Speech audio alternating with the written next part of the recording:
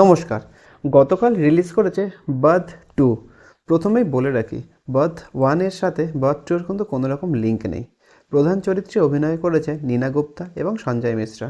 দুজনেই দারুণ অভিনয় করেছে।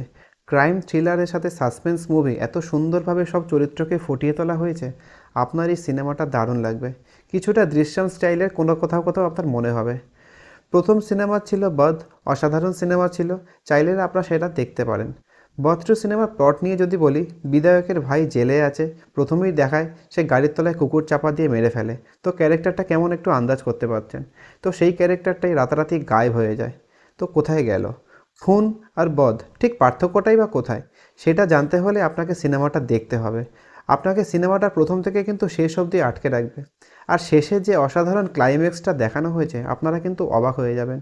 নীনা গুপ্তা এবং সঞ্জয় মিশ্রের অভিনয় ছিল অত্যন্ত রকম ভালো।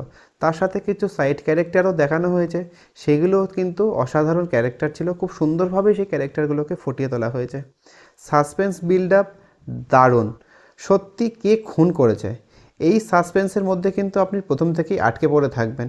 কখন সিনেমা শেষ হবে এটার অপেক্ষা করতে থাকবেন।